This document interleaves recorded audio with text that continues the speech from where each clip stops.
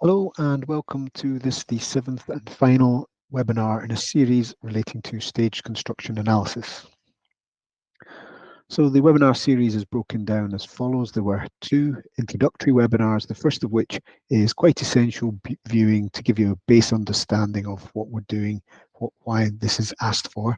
Then there were four more detailed webinars digging into different areas of interest in this area. And then in this final summary webinar, I'm going to try and pick out key points from each of the above. Now, for most of this, I'm not going to go into detail. So if you haven't watched the other webinars or you did it some time ago, please go back to, if something's not making sense here, please go back to the earlier webinars where hopefully there'll be enough additional detail for it to make sense. So going back to webinar one, stage construction analysis, what is it? Position it at the heart of it, there is a general analytical capability. It's an analysis procedure which recognizes the changing state of a structure over time. So moving from stage to stage through a stage construction analysis, the physical members can change, the material properties change, the applied loading can change. And if you're looking for background on this, searching the internet, you might come across different terminologies. So we've got stage construction analysis, construction stage analysis are two terms. Behind either of those things, I believe the analytical capability is basically the same, but there might be a different focus. So sometimes you might be more interested in trying to look for more onerous design conditions that could occur during construction. So you might call that a construction stage analysis. In our focus is really on buildings, and in that, what we're more interested in is that the effect that the evolution of the structure and the load on that structure during construction, the effect that that can have on the design forces at ultimate limit state. And before we get too carried away with it, let's always remember that structural analysis always includes assumptions, simplifications, etc. So I always include this quote here about to try and make us remember just how little we know in some respects. So stage construction analysis does allow you to investigate the effects of different construction stage sequencing and speed and loading and so on. But do try to avoid thinking of it as some way to get some perfect set of answers. So it's it's an analysis with potentially fewer assumptions and fewer simplifications, but they're still there. So the main thing to remember is that a stage construction analysis is actually a way to get many different results depending on the different inputs that you can give it. How fast was the construction? How much load happened during construction? So why is stage construction wanted? And I'm focusing more on why it's been wanted by customers using Technostructural Designer. So in Technostructural Designer, I'm talking more about the concrete design, analysis and design. We have two analysis runs. We run a 3D analysis, and then we also run something that we call a chase down analysis. And that produces a range of results, and we design for all of those results. So the concern or the complaint that some customers would have is that this envelope could, in some situations, be considered unnecessarily conservative. That so there's an element of over-design. So in future, when we've got stage construction analysis, what you can do is stop designing for these results and start designing for some results that come from stage construction analysis, which is another type of 3D analysis, and eliminate some unrealistically extreme results at one end of that range. So it's a way to get some potentially more efficient design. Webinar 2, it was just really all about the workflow. We've tried to make this as simple and easy to use as possible, and we think we've achieved that. I think there's no other software where stage construction analysis is as simple to use as we've managed to do it here. So in that webinar, I showed an example, worked through it and talked through it in quite a bit of detail, but the same example can also be opened up. You can download the model and work through it stage by stage for yourself. You can access that from the help system. Moving on to webinar 3, the focus here was on the construction stages. And at this point, I introduced this view of the evolution of a structure, a sort of a timeline. So we've got the construction stages where the model's evolving, so floor by floor perhaps, up to you have the point where you've got a completed structure here. And at this stage, the structure has evolved and the load on the structure has evolved. So you reach this point where you've got a completed structure and some sort of level of what we might call quasi-permanent loading, a load level that you, which is never really going to be less than that. And then from there, we move on up to design stages, and we've got 4 or 5, design forces stages, and every load combination that you would have created for any normal 3D analysis and design without stage construction, every one of those combinations gets assigned to one of these design forces stages. And I move on to talking about that more within webinar 4. But concentrating on the construction stages, first of all, there is breaking it down into the actual stage by stage. And what the main message here was, try and keep it simple. This is not a detailed construction planning tool, so try and think more month by month than day by day. The default stages are floor-based, so what we'd encourage you to do is try and not make it more detailed than that. Perhaps even think, should I combine 2 or 3 floors at a time in a tall building? Would it make much difference? Then looked at the impact of how much load you apply during construction. And in that, I use a very simple example where it's a simple model where I applied a point load at a single point load at each of 3 floor levels. And if I built the model up and applied none of that load during the construction stages, then at the end of construction, yes, you've got a completed model, but it's got no load on it, so nothing happens there. Then you analyze at the design stage, and you get the results that you would get from a normal simple 3D analysis. So the load is relatively equally shared between the 3 beams. When you then start to do stage construction analysis, if you were to apply all of that load at each stage, then stage 1 you get a bending moment. At stage 2, when you apply the load, you introduce the second floor structure and apply the load to it, that there's the joining column forces a relatively equal displacement there, so that load is shared pretty much equally between the above and below. And then you get the same again with third. So you end up with a much bigger bending moment in that bottom beam than the 2 above. And in between that, I've shown what happens if you applied, so this 1.5 is full factored load. Say 50% of the total loading is actually sustained. You get this sort of result, or here I've gone to 100% of the loading is considered sustained. You get this sort of result. So you can see the result changing and moving away from the results which are from a basic 3D analysis, the more load that you apply during the construction stages.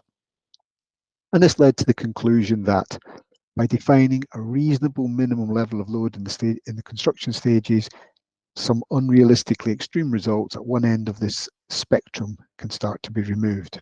So the more load that you feel that you can rely on during the construction stages, the more you move this stage construction analysis result away from 3D analysis result, and the more that of potentially unrealistically design conditions, more of those that you can exclude. So that was the loading part. And then we started to think about creep during construction. And I used a variation of the same model here, but in this case, the only load that is applied is a single point load to the center of this beam. And if I build stage 1 and apply that load, get a bending moment, obviously. If I then build the rest of the construction stages and with 0 weeks, so there's no change in properties of this beam, there's no creep happening, that load gets retained through to the end of construction. And then when we move on to a design stage and give it some different reduced properties that are there to allow for long-term effects, then we get redistribution. So this beam gets a reduced stiffness, there's more deflection, and load is shared back up to the levels above. Now, here we looked at the effects of increasing the length of the construction stages. And so if I go to 12 weeks between construction, I build that stage, apply load to it. Over that 12 weeks, there's creep in this beam and it deflects and some load starts to go into the beam above. And then over 24 weeks, there's more creep, more deflection and more load going into these beams above. And so you get to the end of construction with a different distribution of forces, and then you still have to go to design stages and another reduced stiffness here. There's reduced stiffness in all the members at this point, and there's a further redistribution between the members. So the main thing here is that the slower you make the construction, the more the results diverge from the results you would get from a simple first order linear construction, for first order linear analysis. So this again led to that conclusion that with regard to creep, by defining a fastest feasible pace of construction, you exclude some unrealistically extreme results here. So the slower that you make the construction, the more you move this stage construction analysis result away from the 3D analysis result. So again, if you didn't have this chase down analysis at this end of the extreme, at this end of the range, you'd be thinking, where do I position my stage construction analysis results? Since you've got this over at that end and you're going to use it for design, all you have to do is do something reasonable towards this end of the range for the stage construction analysis. So overall, from webinar 3, the messages were, in terms of defining construction stages, keep it simple. For the construction stage loading, define a reasonable minimum level that you can rely on. And for the creep, define a reasonable fastest likely pace of construction. And by doing those two things, you exclude some unrealistically extreme results. In webinar 4, we started to think about the design stages. So these 5 design stages, and I did say there that our concept of separating and talking about construction stages and design stages, that terminology may be something that's unique to Technostructural Designer. In terms of creating design stages, it's really more a matter of awareness. We described how combinations get assigned to each of these design forces stages, but there's nothing extra for you to do. It's done completely automatically. And the main thing you just need to be aware of is that each one of these design forces stages has some different modification factors that get used for design, and there's benefits that come from that. So these 5 categories of design forces stages in analysis settings and modification factors, you've got persistent loading at ultimate limit state, persistent loading at serviceability, transient loading, ultimate transient loading service. So a wind combination is now designed for with using stiffness adjustment factors that are more appropriate to a transient loading condition. Moving on to webinar 5 and deflection reporting. The main reason for talking about this at all is that reporting deflection from a stage construction analysis, there could be different approaches to doing it. And as a result of that, you can, in normal situations, after any analysis, it's good to look at the analysis results. And if the analysis results look wrong, there's something there's a problem to investigate. For stage construction analysis, that same thing's true, but the deflection results can produce some things that make you question whether or not the results are right. So there can be some quirks and anomalies that you just need to understand so that you don't think anything's wrong. So that whole webinar was about understanding these things. Very brief summary. I looked at a simple gravity loading example.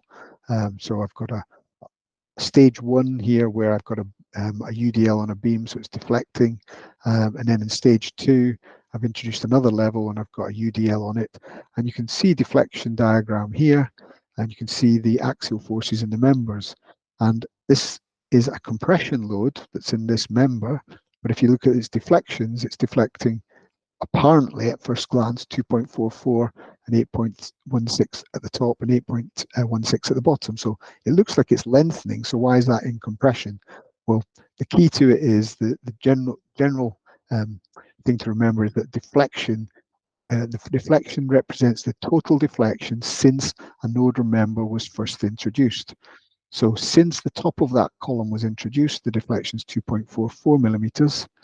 And since the bottom of that column was introduced, the deflection is a difference between these two values, which is 2.41.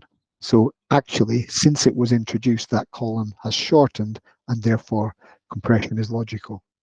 So introduce that in the sense of a gravity loading example, and then looked at it where in a case where I was applying lateral load, but that was really to simulate sway effects.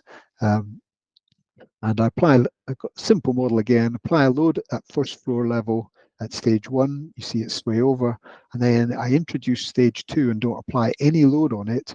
So its deflections are all 0, and that's following that same rule. The deflection shown represents the total deflection since that node or member was first introduced. So it looks wrong, but sticking to the rules, and the rules that give us something that look actually right and people quite like from a gravity point of view, gives us something that can look a little bit clunky when we're looking at these sway effects. And we take that into looking at larger models, still a very small model here obviously, but you start to see these little steps creep in. In fact, mostly they'll be very buried, so it might be hard to see them most of the time, but in these examples I'm exaggerating it. But the other thing to notice here is that I've got first order linear analysis on the right, and I've got a model that's at the top showing a deflection of 1.37 millimeters, and I've got stage construction analysis with exactly the same lateral load applied, but I'm only seeing a deflection at the top of 0.66. So with a normal 3D analysis without stage construction analysis, then the loads applied at the first and second floor cause deflection at the top level. If that top level doesn't exist at the time that load was applied, then that's not logical. So the analysis with SCA predicts the deflection at the top of the right is 0.66 subsequent to the introduction of that level. So we're sticking to that same principle in terms of deflection reporting. So we talked about the deflections, then we moved on to discussing the design strategy and the benefits. Now that whole webinar was really picking out from the detail what's the benefits to you as a designer and to your client and so on. So this pretty brief summary here, but the main benefits were the design envelope. We've already talked about it here, that we can eliminate some extreme results, and so the benefit is that you get potentially a more economic design for the client, and potentially for the environments, and you'll use a little less material. There's benefit in terms of wind and seismic drift checking, because we can use different stiffness modifiers, and it becomes possible to do wind and seismic drift checks with a less reduced stiffness, so that those checks can be less onerous.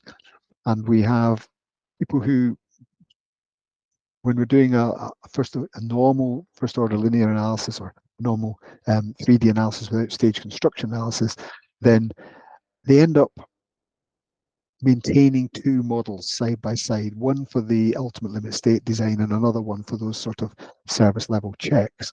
And that can become time consuming during the design. So now you can manage that all within one model and save design time. And then the third benefit is actually to do with second order effects. And again, it comes from using these different stiffness modifiers for different load combinations. So if you're, in particular, if your wind cases are dominating the design of your lateral force resisting system, then and you're having to do second order analysis, then with using a less reduced, a smaller, basically a stiffer model, you'll get less second order effects and potentially some benefit and potentially a slightly more economic design there.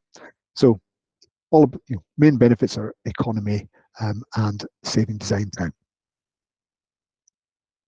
To try and pull this into an overall final summary, back again, probably most of the time talking about the detail of stage construction analysis, but I have to keep reminding that the way that we've introduced this in Technical Structural Designer, we've made it really easy to use. So you build your models as you would always have done, and quite a small number of additional steps. You can introduce all the information needed to run a stage construction analysis and swap over to designing for that rather than an on-stage 3D analysis.